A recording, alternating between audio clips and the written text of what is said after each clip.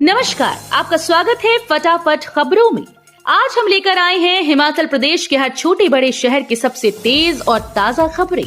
तो चैनल को सब्सक्राइब कीजिए और वीडियो कहां से देख रहे हैं कमेंट बॉक्स में हमें जरूर बताइए।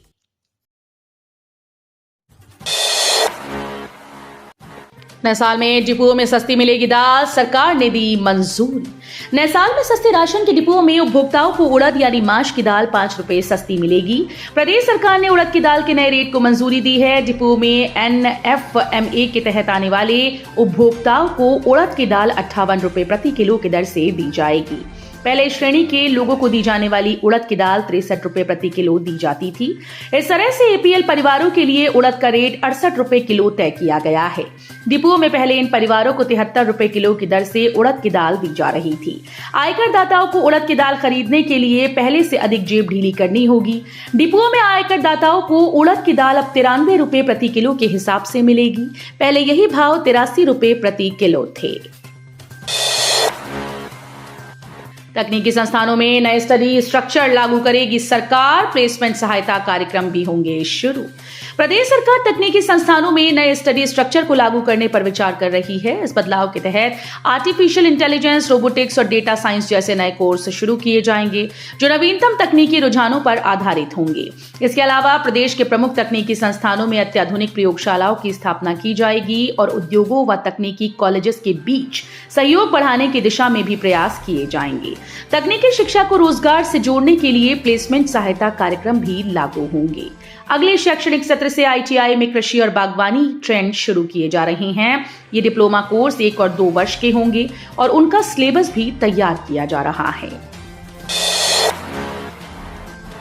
प्रदेश में बर्फबारी से जनजीवन प्रभावित, 5 NH सहित 319 सड़कें बंद। राज्य के ऊंचाई वाले क्षेत्रों में बर्फबारी के चलते 319 सड़कें पूरी तरह से बंद पड़ी हैं। शनिवार को भी इन मार्गों को खोला नहीं जा सका, जिसके चलते जनजीवन अस्त व्यस्त हो गया। प्रदेश का जनजातीय क्षेत्र लाहौल स्पीति शेष क्षेत्रों से पूरी तरह से कट गया, जिसे जोड़ने वाला नेशनल हाईवे भी बंद पड़ा है। राज्य में चंबा, कांगड़ा, किन्नौर, कुल्लू, लाहौल स्पीति, मंडी, शिमला, सिरमौर व ऊना जिले में कई सड़कें अवरुद्ध बताई जा रही हैं। अभी 1-2 दिनों तक इनकी पूरी तरह से बहाली नहीं हो पाएगी। हालांकि अब आगे मौसम साफ हो जाएगा, परंतु सड़कों को खोलने में अभी समय लगेगा। जनता को इससे अभी और परेशानी उठानी पड़ सकती है। लोक निर्माण विभाग सड़कों को खोलने व आवाजाही को सुचारू बनाने के लिए निरंतर प्रयास कर रहा है। ऊना में 20 करोड़ की लागत से स्थापित होगा आलू प्रसंस्करण संयंत्र। प्रदेश सरकार जिला ऊना में लगभग 20 करोड़ रुपए की लागत से आलू प्रसंस्करण संयंत्र स्थापित करेगी। सरकार ने कृषि विभाग को इस संबंध में विस्तृत परियोजना रिपोर्ट तैयार करने के निर्देश दिए हैं। इस संयंत्र की न्यूनतम प्रसंस्करण क्षमता 500 किलोग्राम प्रति घंटा होगी और यह मुख्य रूप से फ्लेक्स के उत्पादन पर केंद्रित होगा। ऊना जिले को संयंत्र स्थापित करने के लिए इसलिए चुना गया है क्योंकि वहां पर शरद और बसंत दोनों ऋतुओं में 3400 हेक्टेयर क्षेत्र में लगभग 54,200 मीट्रिक टन आलू का उत्पादन होता है। मंडी के धर्मपुर में पेड़ कटान पर हिमाचल प्रदेश हाईकोर्ट सख्त, सरकार को दिए कार्रवाई के निर्देश। हिमाचल प्रदेश उच्च न्यायालय ने मंडी के धर्मपुर में बालन की लकड़ी के कटान सहित अंधाधुंध पेड़ काटने के मामले में सरकार को कार्रवाई करने के निर्देश दिए हैं। न्यायाधीश विवेक सिंह ठाकुर और न्यायाधीश राकेश कैंथला की खंडपीठ ने सरकार को यह सुनिश्चित करने के आदेश दिए कि वहां पर कोई अवैध तरीके से प्रतिबंधित प्रजातियों के पेड़ों का कटान ना हो। अगर कोई नियमों का उल्लंघन करते हुए और बिना परमिट के पेड़ काटते पाया जाता है तो उसके खिलाफ कार्रवाई की जाए। हिमाचल को मिला एक और तोहफा, जलोड़ी जोत सुरंग के अलाइनमेंट में मिली मंजूरी, इतने किलोमीटर की राह होगी आसान। केंद्रीय सड़क परिवहन व राजमार्ग मंत्रालय ने जलोड़ी टनल की फाइनल अलाइनमेंट को मंजूरी दे दी। भरगोल से शोजा तक बनने वाली इस टनल की लंबाई 4.2 किलोमीटर होगी। इसके लिए आनी की ओर से 2 किलोमीटर और बंजार से 5.5 किलोमीटर अप्रोच रोड बनेगी।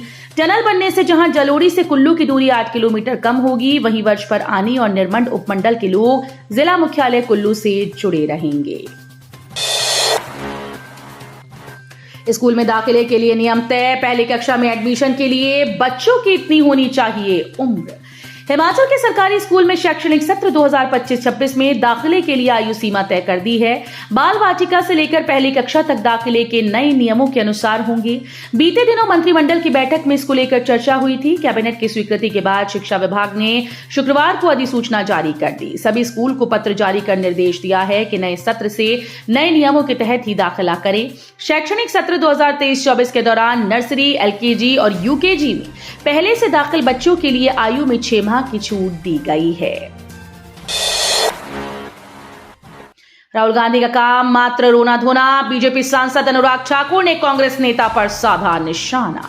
सांसद अनुराग ठाकुर ने कहा कि कांग्रेस नेता राहुल गांधी का काम मात्र रोना धोना है। ये उनकी आदत बन चुकी है। वो हारते हैं तो रोते हैं और अपनी कमियों को धोने का काम करते रहते हैं। उन्होंने हमीरपुर में पत्रकारों से कहा कि राहुल गांधी को अपनी पार्टी की कमियों पर ध्यान देना चाहिए। उन्हें जानना चाहिए कि क्या कारण है कि पार्टी मात्र 6 ही सीटें जीत पाई। 2.5 करोड़ के रिश्वत मामले में ईडी के अधिकारियों पर मुकदमा दर्ज।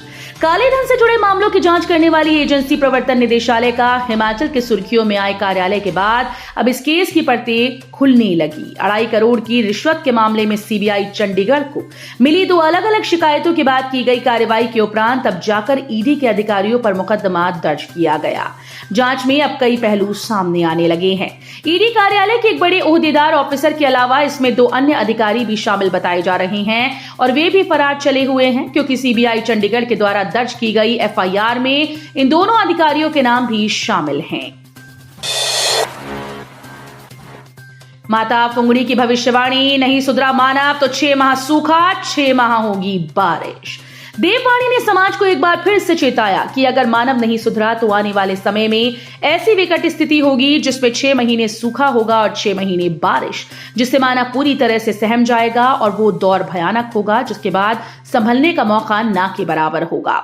ये भविष्यवाणी माता फुंगड़ी ने अपने गुर के माध्यम से की। माता अपने स्थान पर छेड़छाड़ के चलते भी नाराज दिखी। माता फुंगड़ी के कारदार रामलाल ठाकुर ने बताया कि देवभूमि हिमाचल में सभी लोगों ने देवताओं से बारिश की मन्नत मांगी थी। तनुजा कंवर का अंतर्राष्ट्रीय वनडे में डेब्यू, हिमाचल से चौथी महिला खिलाड़ी। अंतर्राष्ट्रीय क्रिकेट के 1 दिवसीय फॉर्मेट में एक और हिमाचली महिला क्रिकेटर ने डेब्यू किया। हिमाचल के ठियोग की रहने वाली तनुजा कंवर ने वेस्टइंडीज के खिलाफ अंतिम वनडे में भारतीय महिला क्रिकेट टीम से पदार्पण किया।